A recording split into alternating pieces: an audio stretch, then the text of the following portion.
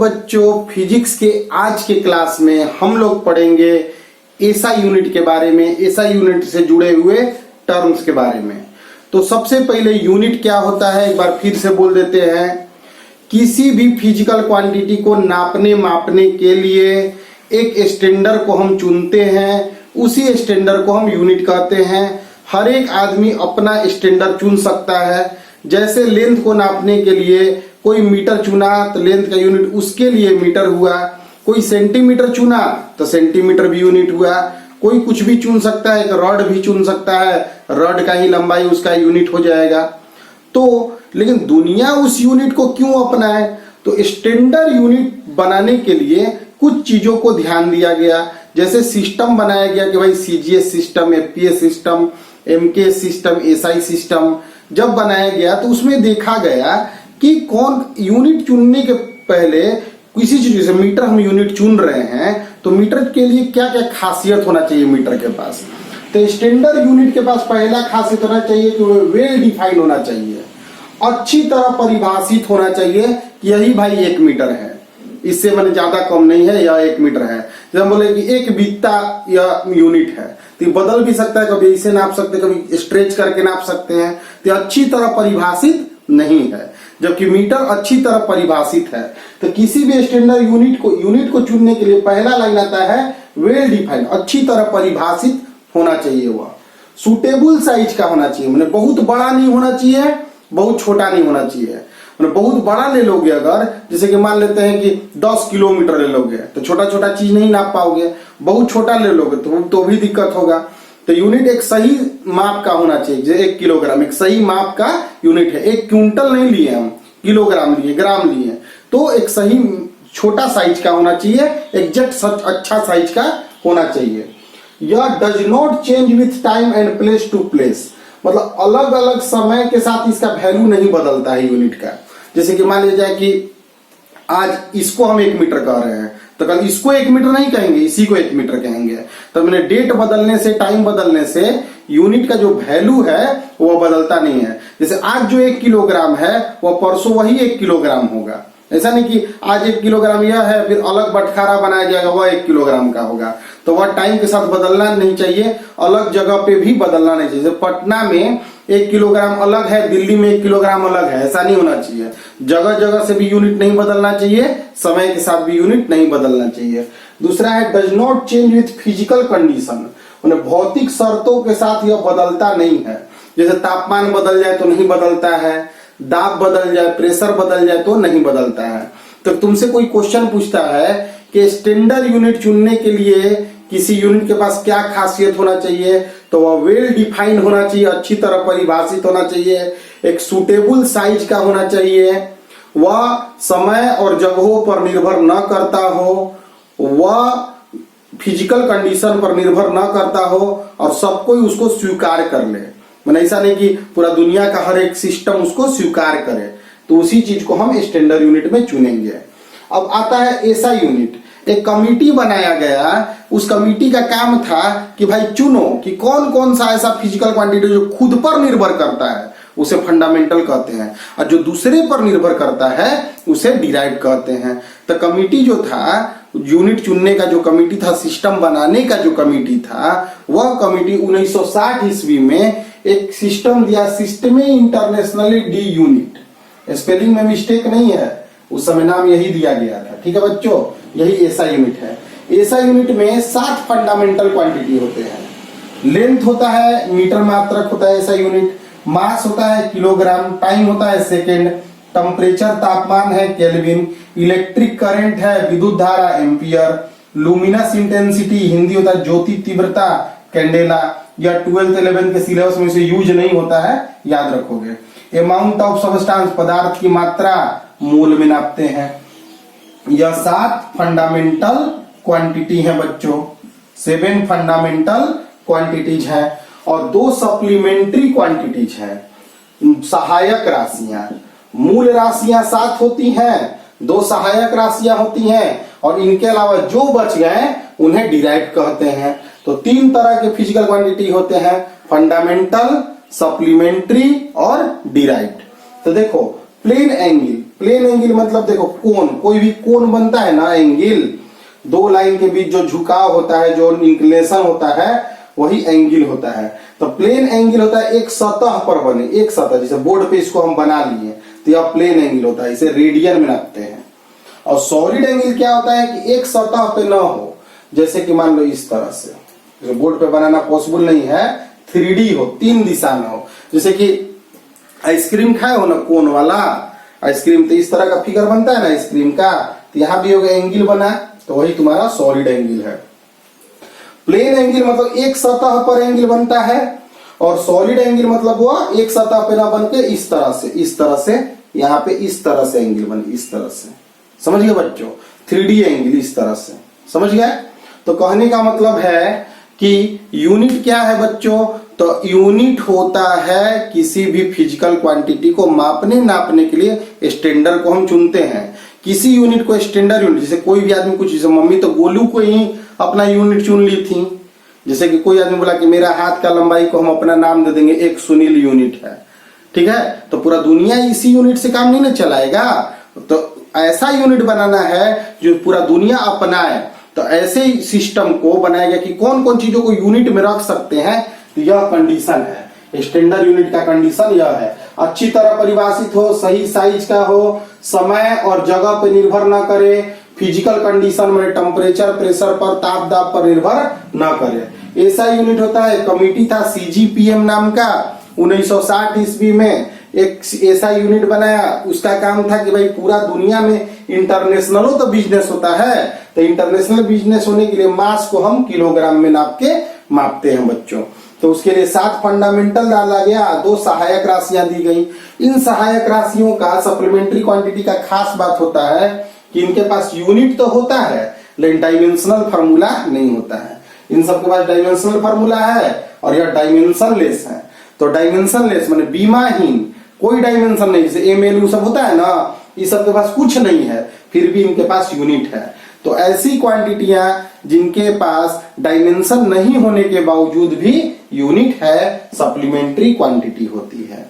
Clear है बच्चों? बहुत बहुत बहुत इंपॉर्टेंट पॉइंट है यह, ठीक है? तो प्लेन एंगल एक सतह पर बनाया गया कोण, जो आज तक तुम बनाए हो, प्लेन एंगल कहलाता है, रेडियन में मापा जाता है, यूनिट याद रखना इसको।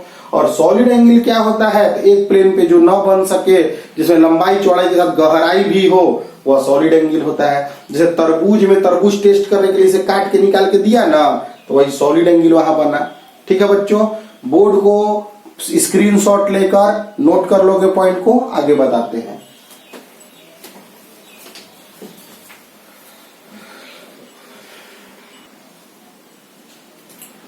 देखो बच्चों, सर्वप्रथम एक बात ध्यान देने योग्य है कि अगर हम लोगों को पढ़ना है, मेहनत करना है, तो प्लानिंग थोड़ा लंबा वक्त के लिए बनाना होगा। केवल 2-4 दिन के पढ़ाई से तुम रेट नहीं कर सकते हो अपने टैलेंट को। बहुत सारे बच्चे सोच रहे हैं, अरे हमें तो समझ में नहीं आ रहा है, मेरा इंटरेस्ट डेवलप नहीं हो रहा है। सिंस यह चैप्टर बहुत सारे साइंटिस्ट, बहुत सारे सिस्टम बना के दिया गया है, तुम्हें केवल याद करना है कि फंडामेंटल यह है, डिराइव्ड यह है, फिजिकल क्वांटिटी इसे कहते हैं, सप्लीमेंट्री क्वांटिटी यह होता है, यह ऐसा ही सिस्टम होता है, इसमें यह नापना मापना होता है। तो तुम सभी बातों को भी याद कर रहे हो। फिजिक्स को, असली फिजिक्स इस चैप्टर के बाद तुम्हें मिलने लगेगा। तब तक धैर्य रखना जरूरी होता है। जब तुम न्यूमेरिकल्स बनाने लगोगे, जैसे 9th में तुम मोशन के, न्यूटन्स लॉ के न्यूमेरिकल्स को जब तुम पढ़ने लगोगे, उसके थ्योरी को महसूस करने लगोगे, तब तुम्हें बहुत अच्छा लगने लगेगा फिजिक्स। और मेरे विचार से तो फिजिक्स सबको पढ़ना चाहिए, बहुत ही इंटरेस्टिंग सब्जेक्ट है, शुरुआत में कुछ दिनों को छोड़कर। तो ध्यान देना होगा बच्चों, अपने लक्ष्य को बनाओ और लक्ष्य तक तुम्हें पहुंचाएंगे। अभी बहुत सारा बच्चा सोच रहा होगा, सर बात तो बहुत बड़ा कर रहे हैं कि लक्ष्य तक पहुंचाएंगे, IIT निकलवाएंगे, डॉक्टर बनाएंगे, बोर्ड में 95% लाएंगे, NDA निकलवाएंगे, एयरफोर्स निकलवाएंगे, लेकिन क्या उसके रेंज में पढ़ाई हो रहा है? पढ़ाई तो अभी बहुत नॉर्मल हो रहा है और बात बहुत बड़ा हो रहा है। तो जब बात बड़ा हो रहा है तो पढ़ाई भी बड़ा होगा जब चैप्टर बड़े मिलने लगेंगे हमें। शुरुआत में नॉर्मल से चैप्टर हैं, इसलिए अभी नॉर्मल पढ़ाई हो रहा है। इंग्लिश का दिक्कत जिन हिंदी माध्यम के बच्चों को होगा, वह वीडियो को दोबारा देख के हिंदी को सुन के नोट करते जाएंगे। धीरे धीरे धीरे धीरे जब रिवीजन कराने लगेंगे तो इन सब जितना भी चैप्टर्स हम बनाए हैं सभी चैप्टर्स में 10 दिन 15 दिन के बाद सभी का एक हिंदी में वीडियो भी अपलोड करेंगे नाम में, तो तुम्हें क्लियर और भी होने लगेगा। अपने स्तर से पूरा प्रयास करेंगे कि न ही तुम्हें सिर्फ शिक्षा दे बल्कि तुम्हारा एक चरित्र का निर्माण करा के तुम्हें एक बड़ा उद्देश्य तक पहुंचाए भी। ध्यान दो बच्चों पढ़ाई को। आज ये सब बातें जो हम बोले यह बहुत जरूरी बातें हैं तुमको मोटिवेट होने के लिए। अगर तुम्हें पढ़ाई अच्छा लगता है, अगर तुम जानते हो कि पढ़ाई तुम्हें बहुत रेंज तक ले जा सकता है, तो वीडियोज को शेयर करो अपने सभी ग्रुप में, सभी बच्चों को जोड़ो, क्योंकि सभी लोग बेनिफिट उठा सके। सभी लोग बैठे हुए हैं, मेहनत नहीं कर रहे हैं, हम लोग सभी बच्चों के लिए हैं। सभी को पढ़ाकर आगे बढ़ाना है। हमारा देश आगे बढ़ेगा जब सब कोई पढ़ेगा। ध्यान दो बच्चों। ऐसा यूनिट जो पीछे हम पढ़ रहे थे 7 फंडामेंटल और 2 सप्लीमेंट्री क्वांटिटीज होती हैं ऐसा यूनिट में, उसके यूनिट भी हम याद कर चुके हैं। ऐसा unit rational system of unit होता है। अब रेशनल सिस्टम किसे कहते हैं? तो रेशनल सिस्टम होता है 1 यूनिट फॉर 1 फिजिकल क्वांटिटी, मतलब एक टाइप का फिजिकल क्वांटिटी का एक यूनिट होता है। जैसे हीट एनर्जी, तो हीट एनर्जी है तो जूल होगा, साउंड एनर्जी तो जूल होगा, लाइट एनर्जी तो जूल होगा, काइनेटिक एनर्जी तो जूल होगा। मतलब हिंदी बोल रहे हैं।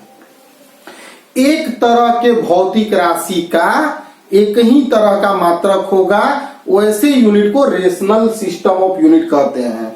जैसे प्रकाश का, ध्वनि का, गतिज ऊर्जा का, सब ऊर्जा है, सब एनर्जी है, तो सबका एक ही यूनिट होता है, अलग अलग नहीं देते हैं। ठीक है, एक तरह के फिजिकल क्वांटिटी का एक ही तरह का यूनिट होता है। इसमें किसमें? तो ऐसा यूनिट में।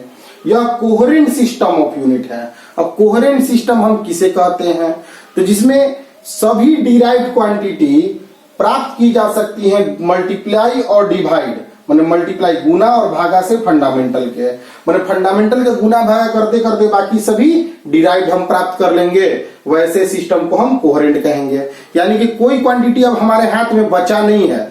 ऐसा यूनिट सिस्टम में मेरा कोई बचा नहीं है, फंडामेंटल है, सप्लीमेंट्री और डिराइव सब मिलिए जा रहा है, तो धरती का सब क्वांटिटी मेरे पास मौजूद है कोहेरेंट सिस्टम में। फिर से सुनो, अगर कोई फिजिकल क्वांटिटी में एक जैसा फिजिकल क्वांटिटी का एक ही यूनिट हर टाइम में हो, उसे हम रेशनल कहते हैं।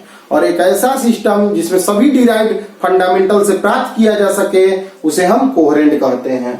ऐसा unit closely related to CGS, ऐसा यूनिट का एक टर्म है, वह सीजीएस यूनिट से आसानी से रिलेट किया जा सकता है। पीछे एक वीडियो डाला गया था, 1 न्यूटन बराबर 10 के पावर 5 डाइन, यानी कि उसमें सीजीएस और एसआई दोनों को आसानी से हम रिलेट कर रहे थे। यह मेट्रिक सिस्टम है। मेट्रिक सिस्टम क्या होता है कि इसका मल्टीपुल को हम पावर ऑफ 10 के रूप में लिख सकते हैं। मतलब 10 के पावर -1 कभी मिले तो इसे डेसी लिख सके, 10 के पावर -2 मिले तो सेंटी लिख सके, 10 टू द पावर -3 मिले तो मिली लिख दिए, मतलब मिली न्यूटन, मतलब 10 टू द पावर -3 न्यूटन। यह सब डाटा तुम लोग याद रखे होंगे, उसे नोट कर लेना और फिर याद कर लेना कि गीगा क्या होता है तो 10 टू द पावर 9, टेरा क्या होता है तो 10 टू द पावर 12। कहीं टेरा वर्ड लिखा रहेगा, इसका मतलब 10 टू द पावर वहां मल्टीप्लाई करना है। पिको लिखा रहेगा, इसका मतलब 10 टू द पावर -12। समझो बच्चों। अब यहाँ पर हम बेसिक क्या पढ़ा रहे हैं? डायमेंशन। फ्रीक्वेंसी हिंदी होता है आवृत्ति। फ्रीक्वेंसी का फॉर्मूला होता है 1 टाइम, इसका डायमेंशन फॉर्मूला 1/t लिखोगे तो t टू द पावर -1 आएगा। यानी किसी भी फिजिकल क्वांटिटी का डायमेंशन प्राप्त करने के लिए उसका फॉर्मूला होना आवश्यक है। एक प्लैंक्स कांस्टेंट है, जैसे प्लैंक साइंटिस्ट का नाम है, उनका एक कांस्टेंट है, बहुत फेमस डायमेंशनल फॉर्मूला है। देखो अब तुम प्लैंक कांस्टेंट के बारे में जानते हो? तो नहीं सर, नहीं जानते हैं। तो नहीं जानते हो फिर भी डायमेंशन निकाल सकते हो और फॉर्मूला जानो। फॉर्मूला क्या होता है? Energy by frequency. एनर्जी का डायमेंशन फॉर्मूला पहले बताया है, ml² t to the power -2 और फ्रीक्वेंसी का t टू द पावर -1 लाए हैं। सोल्व करोगे आ जाएगा। एंगुलर मोमेंटम हिंदी होता है कोणीय संवेग। अब एंगुलर मोमेंटम फिजिकल क्वांटिटी है जिसके बारे में हम नहीं जानते हैं, तो हम तुम्हें बताए थे बच्चों कि बहुत सारे फिजिकल क्वांटिटी अभी तुम नहीं जानते हो, लेकिन अगर फॉर्मूला पता है तो डायमेंशन तुम निकाल सकते हो। जैसे rm भी दिया हुआ है, r डिस्टेंस होता है तो l लिख दिए, m लिख दिए, अभी का l t के पावर -1, तो इसको सजा लिए। तो एंगुलर मोमेंटम का भी डायमेंशन फार्मूला हम निकाल लिए। तो अभी आज के क्लास में हम तुम लोग को बताया कि एसआई यूनिट कैसे लाया गया है, उसमें 7 और 2 कैसे होते हैं, एसआई यूनिट के कुछ कैरेक्टर, स्टैंडर्ड यूनिट के कैरेक्टर। तो नॉर्मल सा क्लास है, बहुत नॉर्मल सा क्लास है, लेकिन हम तुम्हें क्या बता रहे हैं, पढ़ाई बहुत आगे रेंज का जाने वाला है, लेकिन तब तक मेहनत करके हम लोग को पढ़ना है बच्चों, ध्यान दो आगे।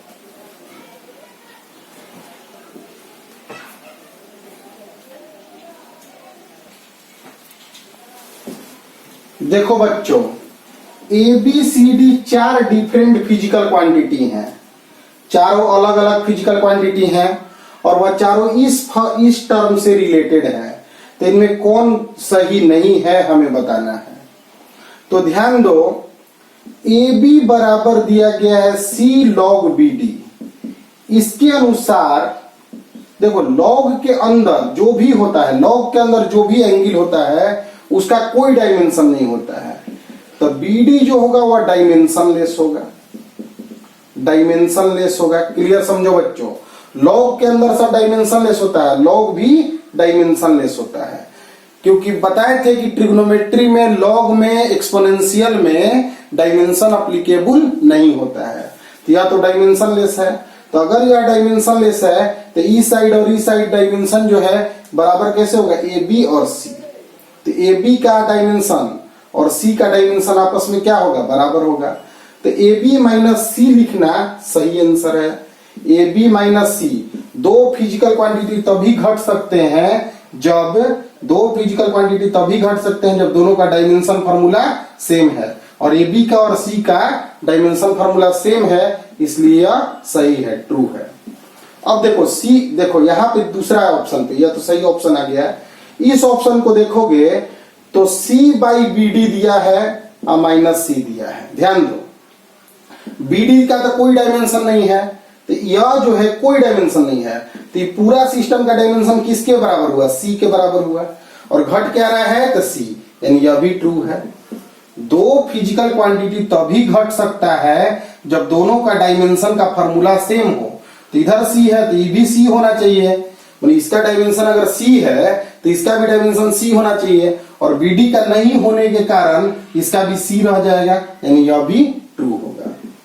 अब यहां देख रहे हो, AB का C के बराबर था, A स्क्वायर B स्क्वायर, मतलब यहाँ स्क्वायर लगा दिए तो C स्क्वायर के बराबर होता ना, उसमें घटा है सिर्फ C, यानी यही आंसर होगा नॉट करेक्ट के लिए। क्लियर है बच्चों। तो इस तरह से भी क्वेश्चन जेई मेंस में, IIT के एग्जाम में, जेई एडवांस में पूछे जाते हैं। इसी से सिमिलर क्वेश्चन IIT 2016 में पूछा हुआ है, तुम लोग क्वेश्चन देख सकते हो। लेकिन इसमें समझना यह है कि लॉग के अंदर का कोई डायमेंशन नहीं होगा, तो इसका डायमेंशन इसके बराबर होगा बच्चों। ध्यान दो, कुछ कुछ नए टर्म्स होते हैं, उसके हिसाब से हम लोग और भी डायमेंशन फार्मूला निकालते हैं। जैसे कोई तुमसे अगर पूछ दे कि स्ट्रेन का डायमेंशन फार्मूला बताओ, स्ट्रेन जो है उसका डायमेंशनल फार्मूला बताओ, हिंदी होता है बाबू विकृति। तो पहला नंबर बात तो यह है कि स्ट्रेन एक ऐसा फिजिकल क्वांटिटी जिसके बारे में अभी हम जानते ही नहीं है, तो डायमेंशन फार्मूला कैसे निकाल सकते हैं। यही बात हम तुम्हें सिखा रहे हैं कि डायमेंशन अभी पूरे फिजिक्स में सभी क्वांटिटीज धीरे धीरे पढ़ते पढ़ते तुम जान जाओगे, तो सब तुम याद कर लोगे, धीरे धीरे करके सब फार्मूला पता हो जाएगा, तो डायमेंशन फार्मूला तुम्हें खुद पता चल जाएगा। लेकिन नहीं पता है फार्मूला तो नहीं बता पाते हो। अगर ये तुमको पता रहता है कि स्ट्रेन जो होता है चेंज इन लेंथ होता है, मतलब ऊपर लेंथ है और नीचे भी लेंथ होता है, तो ऊपर भी लेंथ नीचे भी लेंथ, M0 L0 T0, मतलब कोई डायमेंशन नहीं। मतलब इसका फार्मूला अगर तुम्हें पता रहता तुम आराम से बता देते। तो इसका मतलब किसी भी फिजिकल क्वांटिटी का डायमेंशन तुम तभी बता सकते हो जब तुम्हारे पास फार्मूला पता हो। एक फिजिकल क्वांटिटी है बाबू स्ट्रेस, हिंदी होता है प्रतिघात। अब कहने का मतलब स्ट्रेस का डायमेंशन फार्मूला बताओ, फार्मूले नहीं पता है, फार्मूला पता रहता बता देते हैं। तो फार्मूला होता है बाबू फोर्स बाई एरिया बटा स्ट्रेन। तो स्ट्रेन का तो भाई कुछ नहीं होता है, सॉरी फोर्स बाई एरिया सिर्फ, तो फोर्स का पता ही है और एरिया का पता ही है, L स्क्वायर। तो M L के पावर -1 T के पावर -2 स्ट्रेन का डायमेंशन फार्मूला आया। तो जब तक हम फिजिकल क्वांटिटी जान नहीं पाएंगे तो डायमेंशन हमें याद करना पड़ेगा, रटना पड़ेगा। जैसा कि अलग अलग बुक्स में लिस्ट बना के दे देता है, तो देखो बाबू, रटना बेकार चीज है, धीरे धीरे सीख जाओगे, टेंशन नहीं लेना। अभी तक तुम पढ़े क्या हो? फिजिक्स नेचर और नेचुरल फेनोमेना को कहते हैं।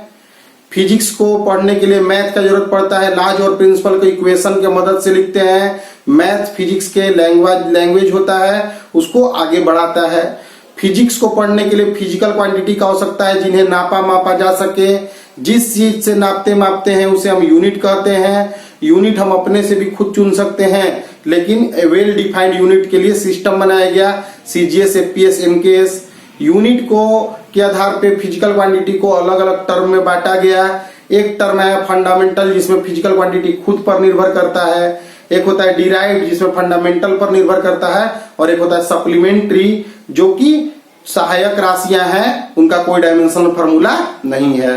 फिर उसके बाद हम लोग फिजिकल क्वांटिटी देखे, कौन कौन से फिजिकल क्वांटिटी खुद पर निर्भर कर रहे हैं, उन्हें फंडामेंटल नाम दे दिए और उनका यूनिट हम लोग दे दिए। उनका यूनिट हम लोग को पता चल गया, तो बाकी का यूनिट निकालने के लिए बाकी फिजिकल क्वांटिटी को भी हम लोग फंडामेंटल के टर्म में लिख दिए।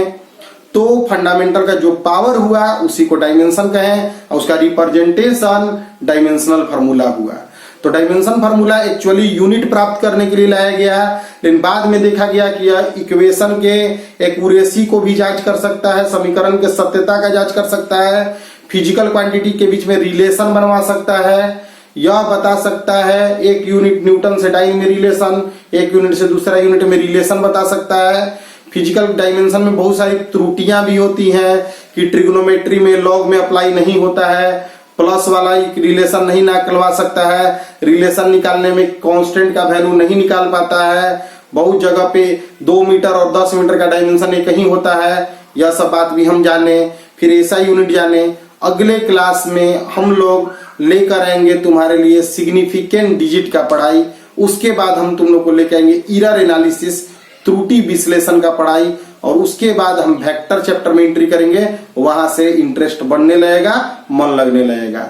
तब तक के लिए मेहनत करते रहो, पढ़ते रहो और सभी नोट्स को प्रिपेयर करो बच्चों। आगे मिलते हैं नेक्स्ट क्लास में। जो भी बोर्ड पे चीजें लिखे हैं पिछले आज के क्लास में, उसको स्क्रीनशॉट लेके नोट्स बना लेना। ठीक है बच्चों।